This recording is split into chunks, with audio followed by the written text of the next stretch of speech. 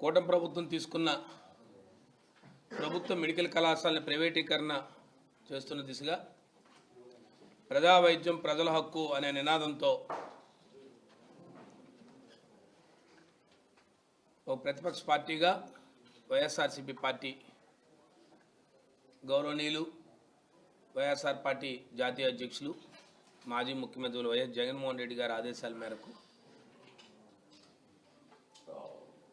మరి నిన్నటి రోజున జిల్లా స్థాయిలో ముఖ్యంగా జిల్లా కేంద్రంలో విజయనగరం జిల్లాలో ఉన్న 7 నియోజకవర్గాలకు సంబంధించి మేము సేకరించిన 4 లక్షల సంతకాలని ప్రజల సాక్షిగా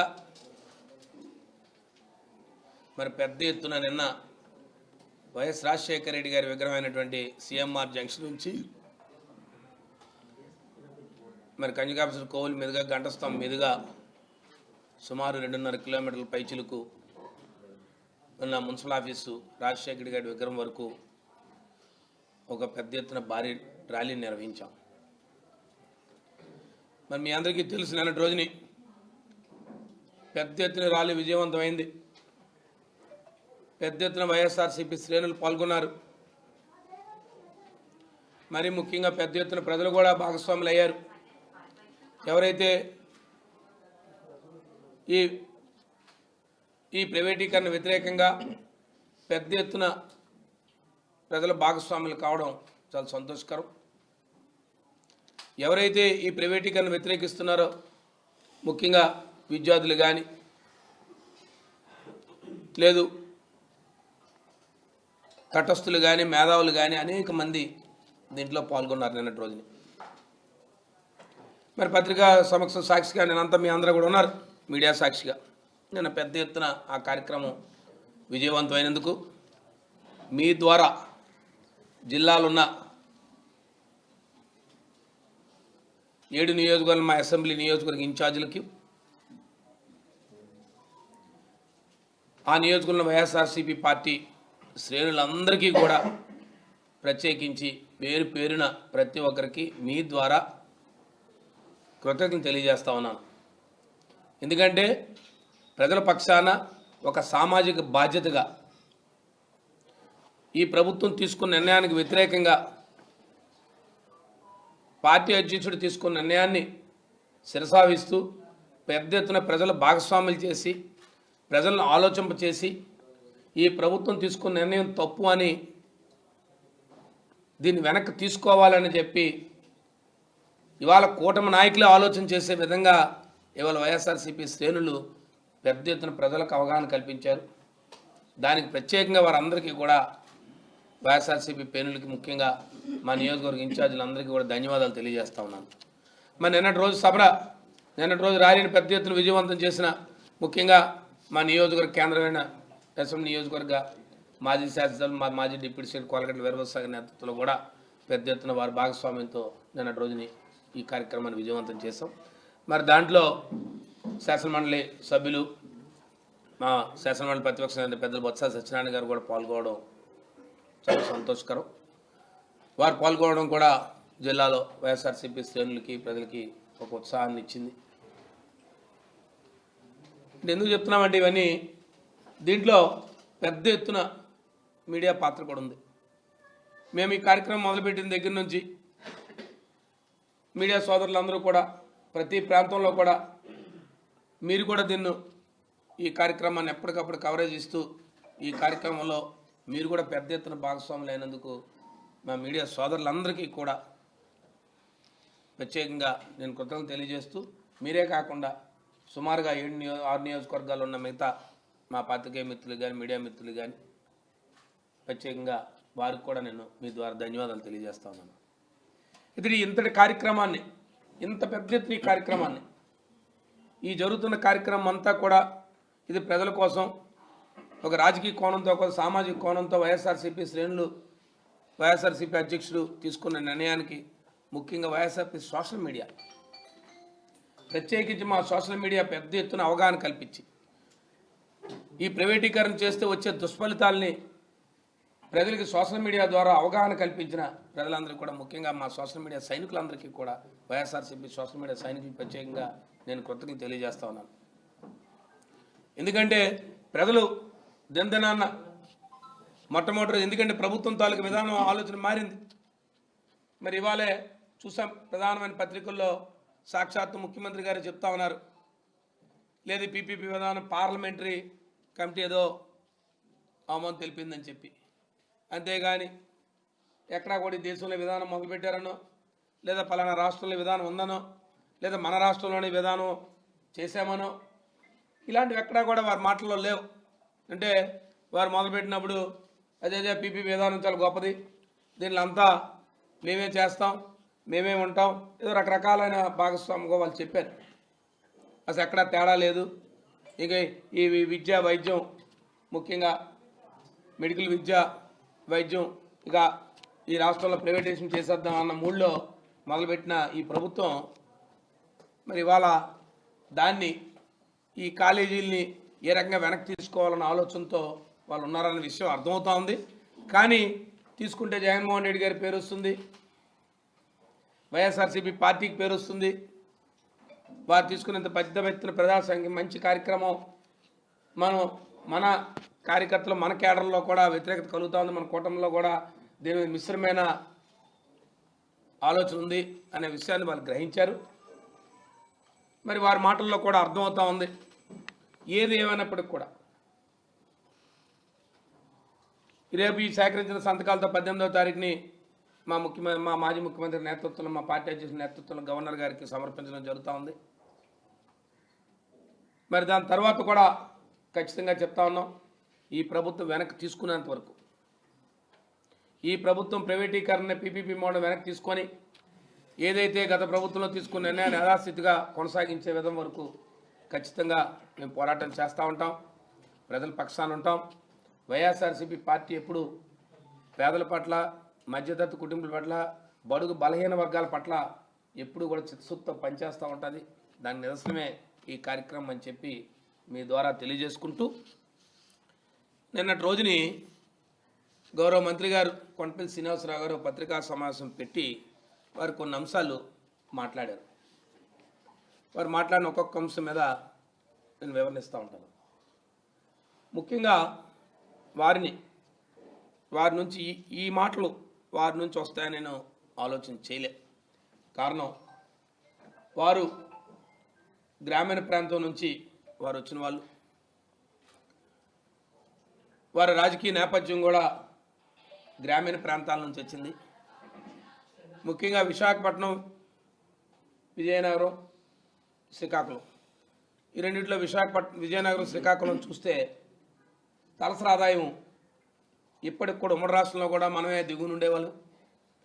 ఇవాళ కూడా మన తలసరి ఆదాయం తక్కువగా ఉంది.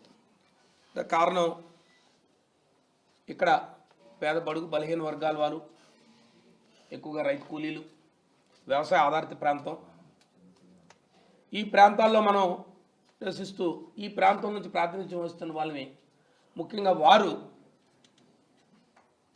విద్యా వైద్యాన్ని, మెడికల్ విద్యని వైద్యాన్ని వారు దేంతో పోల్చారంటే శంషాబాద్ ఇంటర్నేషనల్ ఎయిర్పోర్ట్తో పోల్చారు. వారు చాలా దురదృష్టకరం. వైఎస్ఆర్ పార్టీ జగన్మోహన్ రెడ్డి గారి నాయకత్వంలో ప్రైవేటీకరణ అనేది, మీరు వైద్యం కానీ విద్య కానీ ఉండకూడదు, ప్రభుత్వాలే నడపాలి, ప్రభుత్వం ద్వారా వెళ్ళాలని చెప్పి మేము తీసుకున్న నిర్ణయాన్ని వారు వచ్చి ఈ మెడికల్ కళాశాల గురించి వారు వివరణిస్తూ శంషాబాద్ ఎయిర్పోర్ట్ పీపీపీ మోడల్లో చూడండి అంత బాగా వరల్డ్ క్లాస్ అయిపోయిందని చెప్తున్నారు. అంటే వారు మరి ఎంఎస్ఎంఈ మంత్రిగా వారు చాలా సంతోషం. వారు చాలా విదేశీ పర్యటనలు చేస్తూ ఉన్నారు ఈ మధ్యకాలంలో, చాలా సంతోషం. కానీ వారు దాన్నే వారు ఆవహించి వారి గ్రామీణ ప్రాంతం నుంచి వచ్చామన్న మాటను మర్చిపోయి, ముఖ్యంగా ఈ ప్రాంతంలో ఉన్న వాళ్ళందరూ కూడా ఏ అవకాశం వచ్చినా ప్రభుత్వం మీద ఆధారపడతారు. ఈ రాష్ట్రంలో 5 కోట్ల మంది ప్రజల్లో ఎక్కువ శాతం మంది పేద బడుగు బలహీన వర్గాల వారు ఎప్పుడు కూడా వారి సంక్షేమమైన, అభివృద్ధి అయినా, వారి కుటుంబం వారు ఉన్నతమైన స్థానాలకు వెళ్ళాలంటే ప్రభుత్వం ద్వారానే వెళ్ళాలనే ఆలోచన చేస్తారు. ప్రభుత్వం మాకు సహాయ సహకారాలు ఇవ్వాలని కోరుకుంటారు. కాబట్టి ఆనాడు కీర్తిశేషులు రాజశేఖర రెడ్డి గారు ఆనాడు ఫీజు రియంబర్స్మెంట్ పెడితే అనేక మంది డాక్టర్లు ఇంజనీర్లు అయ్యారు.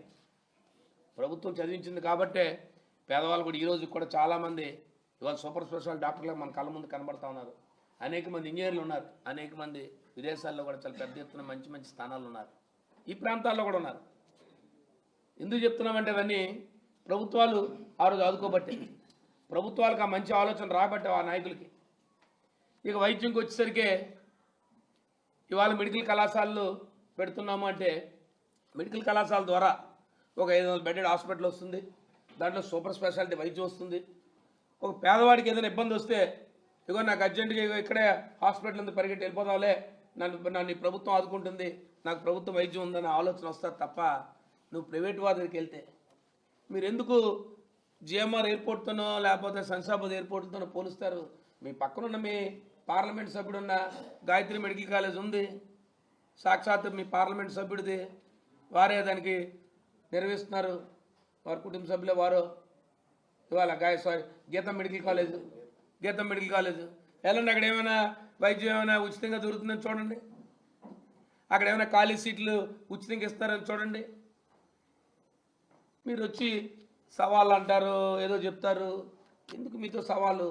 మీ అవగాహన ఎక్కడంటే మీరు పేదవాడి వైద్యాన్ని పేదవాడి విద్యను తీసుకొచ్చి మీరు శంషాబాద్ ఎయిర్పోర్ట్తో పోలుస్తుంటే మీరు అప్పుడే ఆ దశగా ఉన్నారు తప్ప ఈ ప్రాంతంలో బాగోగులు కానీ ఈ ప్రాంత ఆలోచనలు కానీ మీకు అప్పుడే ఈ సంవత్సరాల కాలం నుంచి మీరు విడిచిపెట్టారనేది మాకు అర్థమవుతుంది. చాలా దురదృష్టకరం. ఇలాంటి సవాళ్ళు ఇవన్నీ కూడా నేనేదో చెప్పేస్తాను. ఏంటి మీరు చెప్తారు? ఏంటి మీకు అవగాహన ఉంది? అసలు ప్రభుత్వ మెడికల్ కళాశాల అంటే మీకు అవగాహన ఉంటే ఒకసారి కేజీహెచ్ హాస్పిటల్కి వెళ్ళండి. సుమారుగా స్వాతంత్రం వచ్చిన తర్వాత కేజీహెచ్ హాస్పిటల్ ఈ ప్రాంతంలో కోట్లాది మంది ప్రజలు దాని ద్వారా బాబడు. అంటే మీరేం చెప్తున్నారు? ఈ రాష్ట్రంలో ఉన్న డాక్టర్లు అందరూ కూడా లేదా ప్రభుత్వాలు ఇంక పని చేయవు, ఇంక ప్రభుత్వం అంతా ప్రైవేట్ పరం చేసేద్దాం. ఇవాళ విజయనగరంలో మన జనరల్ హాస్పిటల్ ఉంది. ఇప్పుడు జీజీహెచ్ హాస్పిటల్ దేని కింద ఉంది? మెడికల్ కాలేజ్ కింద ఉంది. జీజీహెచ్ హాస్పిటల్కి ముందు ఎవరు ఉండేది? Government hospital. ఎంత ఉండేది? సుమారు 1000 నుంచి 800 నుంచి 1000 ఓపీ ఉండేది. ఇది కాక ఘోష హాస్పిటల్ సపరేట్గా ఉండేది. ఈ జిల్లాలో ఉన్న అన్ని ప్రైవేట్ హాస్పిటల్కి ఎంత ఉంటుందో అంతకన్నా డబుల్ ఉంటుంది. ఎందుకు ఉంటుంది? పేదవాడికి ఎక్కడ వైద్యం కావాలా, మధ్యతరగతి కుటుంబానికి ఎక్కడ వైద్యం కావాలా? గవర్నమెంట్ హాస్పిటల్కి వెళ్తారు. గవర్నమెంట్ హాస్పిటల్లో సూపర్ స్పెషాలిటీ వైద్యులు ఉన్నారు. ఇవాళ ఏదైనా చిన్న విషయం మా దృష్టికి వస్తే అలాంటి మేము ప్రభుత్వాలు ఉండేటప్పుడు ప్రతి సహాయ సహకారాలు ఇచ్చి మంచి డాక్టర్స్ వాళ్ళు, ఇవాళ సూపర్ స్పెషాలిటీ డాక్టర్స్ వాళ్ళు. మీరు ప్రైవేట్ ఇచ్చేస్తాము, మేము ప్రైవేట్ ఇచ్చేస్తాం, సీట్లు తగ్గిపోవు, ఎందుకు ఇలాంటి మాటలనే చెప్తారు? ఒకసారి ప్రైవేట్ వాడి చేతిలోకి వెళ్ళిన తర్వాత మీ విధానం ఏముంటుంది? మీ చేతిలో ఏముంటుంది? ఇందులో కొత్తగా ఏంటి ఇంక మళ్ళీ చెప్తారు? మీరే కట్టేస్తారంట, మీరే జీతాలు ఇస్తారంట, నడపడం మాత్రం నడుపుతాడంట. ఇది ఇంకా చాలా విచిత్రం కదా. మరి ప్రభుత్వం ఏం చేస్తుంది? మీరెందుకు చేస్తారు? ముఖ్యమంత్రులు ఎందుకు? మంత్రులు ఎందుకు? ఈ ప్రభుత్వంలో అధికారులు ఎందుకు? ఐఏఎస్లు ఆఫీసులు ఎందుకు? లేదా ప్రభుత్వ ఉద్యోగస్తులు ఎందుకు? ఇంకా రాబోయే కాలంలో ప్రభుత్వ ఉద్యోగాలు అవసరం లేదు, ప్రభుత్వ డాక్టర్తో పని లేదు. మీరు చెప్తున్న క్లారిఫికేషన్ అసలు ఏమైనా ఉందా? ఇంకోటి ఏం చెప్తున్నారు? గత ప్రభుత్వం 4 కాలేజీలు మొదలుపెట్టారు. ప్రభుత్వ విధానం, ఒక ప్రభుత్వం ఒక విధానం తీసుకున్న తర్వాత దానికి ఏం కాలపరిమితి ఉండదు. అది కంటిన్యూ కన్స్ట్రక్షన్. నువ్వు ఇల్లు కడతావు, నువ్వు ఇల్లు కడితే స్లాబ్కి ఎంత గ్యాప్ ఇవ్వాలా? ఇక ఆ మాత్రం కట్టినప్పుడు ఒక 500 కోట్లతో ఒక మెడికల్ కళాశాల కట్టాలంటే ఎంతకాలం టైం పడుతుంది? ఫేజ్ మ్యాన్లో జరుగుతూ ఉంటుంది ప్రభుత్వ విధానం. అది మేము తోటపల్లి ప్రాజెక్ట్ స్టార్ట్ చేసాం 2004లో. చంద్రబాబు నాయుడు ఇటుకలు వేసి వెళ్ళిపోయారు. రాజశేఖర రెడ్డి వచ్చారు, నవరత్నాలు పెట్టి ఆ కార్యక్రమం స్టార్ట్ చేశారు. ఆ రోజు దాని మీద 400 కోట్ల రూపాయలు ఆ రోజు. ఇవాళ సుమారుగా 1200 కోట్ల రూపాయలు అయింది ప్రాజెక్ట్ కంప్లీట్ అయ్యేసరికి. అక్కడ ఏం చూస్తారు? ప్రాధాన్యత చూస్తారు. అక్కడ వాల్యూ ఆఫ్ అమౌంట్ చూడరు ఎవరు. ప్రభుత్వ ప్రాధాన్యత ఏంటి? సాగునీటి రంగాన్ని ఎట్టి బస్సులో రైతులకు ఇవ్వాలంటే అప్పుడు ఖర్చు అవుతూ ఉంటుంది. కాలక్రమానంగా పనిచేస్తూ ఉంటారు, కొన్ని ఇష్యూస్ వస్తూ ఉంటాయి, దానికి సంబంధించి రేట్స్ పెరుగుతూ ఉంటాయి. బట్ ప్రాధాన్యత ఏంటి? ప్రభుత్వం ఎట్టి బస్సులో తోటపల్లి ప్రాజెక్ట్ కంప్లీట్ చేసి ఈ ప్రాంతం వాళ్ళందరూ సాగునీరు ఇవ్వాలన్నది ఆనాడు మా రాజశేఖర రెడ్డి విధానం. అందుకదే ఇది పెద్ద ఎత్తున ఇవాళ వ్యవసాయ రంగంలో ఇవాళ విజయనగరం జిల్లాలో ఇవాళ ధాన్యం సేకరణ జరుగుతూ ఉంది, మొక్కజొన్న తవ్వుతూ ఉంది, రైతుల గురించి విషయాలు మాట్లాడుతున్నామంటే ఇవాళ సాగునీరు ఎక్కడ ఉండబట్టే వాళ్ళు పెద్దగడ్డ ప్రాజెక్టు ఆ రోజు వారు కంప్లీట్ చేశారు. ఆ రోజు వారే శంకుస్థాపన చేశారు, వారే ఓపెన్ చేశారు Peddagadda project. Janjhavathi rubber dam ఆ రోజు డిస్ప్యూట్ ఉంటే రబ్బర్ డ్యామ్ని ఆ రోజు ఓపెన్ చేశారు, వారే ఓపెన్ చేశారు. లేదు ఒరిస్సా డిస్ప్యూట్ ఉంది, చాలా కాల సమయం పడుతుంది, కొంత ఆయకట్టుగా ఇవ్వాలని చెప్పి ఆ రోజు రబ్బర్ డ్యామ్ ప్రారంభోత్సవం చేశారు. వారే శంకుస్థాపన వారే ప్రారంభోత్సవం చేశారు. ప్రాధాన్యత ఆ రోజు రాజశేఖర రెడ్డి గారి ప్రాధాన్యత ఏంటి? ఎట్టి బస్సులో కూడా ప్రతి రైతుకు సాగునీరు అందించాలి, ఉచిత ఇవ్వాలా, ఇస్తే రైతు బాగుంటే ఈ దేశం అభివృద్ధి చెందుతుందని ఆలోచన చేశారు వారు. అది ఆ విధానం తీసుకున్నారు. మీ ప్రాధాన్యత మేము అడుగుతున్నాం. మీ ప్రాధాన్యత విద్య, ఈ రాష్ట్రంలో ఉన్న పేద ప్రజలకి విద్య చదువుకునే మెడికల్ విద్య కానీ వైద్యం కానీ మీ ప్రాధాన్యత చెప్తున్నా. మీ తప్పు, ఈ ప్రాధాన్యత కాదు, మీ ప్రైవేట్ పరం చేయకండి, ప్రభుత్వ పరం చేయండి. ప్రభుత్వ పరం ఉంటే ప్రాధాన్యత ఉంటుందని చెప్తాం. చెప్పండి మా ప్రాధాన్యత కాదని సింపుల్గా. ఎందుకు ఖర్చుల గురించి చెప్తారు? 500 కోట్లతో మొదలుపెట్టాం, 800 కోట్లు అయ్యాయి. ఇంకేదో చెప్తున్నారు, ఆ నాబార్డులో డైవర్షన్ చేశారు. మీరే ఇప్పుడేం డైవర్షన్ చేయకుండా మీరేమైనా గ్రాంట్స్ గడుపుతున్నారా? చెప్పండి. మీరు బీఆర్ఓ ఇస్తే బీఆర్ఓ ఇచ్చిన 3 నెలల తర్వాత గ్రాంట్ పడుతుంది. మీరు బడ్జెట్ రిలీజ్ ఆర్డర్ ఇచ్చిన తర్వాత ఎందుకు పడుతుంది? 15th ఫైనాన్స్ నిధులు కేంద్ర ప్రభుత్వం రిలీజ్ చేసింది. ఇప్పుడు రిలీజ్ చేసి బీఆర్ఓలు రిలీజ్ అయ్యాయి. ఇప్పుడు కానీ నిధులు పడ్డాయి మాకు. ఎందుకు ఇలాంటి మాటలు చెప్తారు మీరు? దీనికి వచ్చి మీరు రండి చర్చి. ఏంటి మీకు అవగాహన ఉందని చర్చికి రావడానికి? మీ అవగాహన మాకు మీరు చెప్పారు. మీరు గ్రామీణ ప్రాంతం నుంచి వచ్చిన ఒక రాజకీయ నేపథ్య కుటుంబంలో మీకున్న వాళ్ళు మీరు వచ్చి శంషాబాద్ ఎయిర్పోర్ట్తో పోలుస్తున్నారు పేదవాడి వైద్యాన్ని. అప్పుడు అర్థమైపోయింది మీ ప్రాధాన్యత ఏంటనేది. అంటే పేదవాడి వైద్యం పోయినా పర్వాలేదు, ఆడ జబ్బు వచ్చినా పర్వాలేదు, ఆడ చావనే తప్ప మీకు పర్వాలేదు కాదు. లేదు పేదవాడు మంచి వైద్యం నేర్చుకోవాలి, మెడికల్ విద్య నేర్చుకోవాలని లేదు. చేయండి ఆ కార్యక్రమాన్ని. ప్రభుత్వ పరంగా ఎందుకు చేయలేకపోతున్నారు? చెప్పండి. ప్రభుత్వ పరంగా ఏం చేయలేకపోతే ఇన్ని హాస్పిటల్స్ కట్టారు, ఎంతమంది ఉన్నారు ఈ రాష్ట్రంలో, విజయనగరం జిల్లాలో కానీ రాష్ట్రంలో కానీ ఎంతమంది ఉన్నారు? ఎంతమంది అందరూ ప్రైవేట్ హాస్పిటల్స్కి వెళ్ళే బాగవుతున్నారా? కాదు కదా. ఎందుకు మీ ఆలోచన మార్చుకోరు? రెండోది, సంతకాలు ఎవరు పెట్టారు తెలుస్తుంది. మీరు వెళ్ళండి, గ్రామాలకు వెళ్ళండి, మేము లిస్ట్ ఇస్తాం. మీకు కావాలంటే రేపు పంపించమంటే లిస్ట్ పంపిస్తాను. మీకు ఏ గ్రామం ఎంతమంది సంతకాలు పెట్టారో ఫోన్ నెంబర్లు సైతం ఇస్తాను. వెళ్ళి వాళ్ళు అడగండి, నువ్వు సంతకం పెట్టావు కదా, నువ్వు దేనికి సంతకం పెట్టావు అడగండి. ఒక ప్రతిపక్ష పార్టీగా మేము బాధ్యతగా ఒక కార్యక్రమాన్ని తీసుకుంటే మీరు దాంట్లో మాట్లాడే మాటలకు ఏమర్థం ఉంటుంది?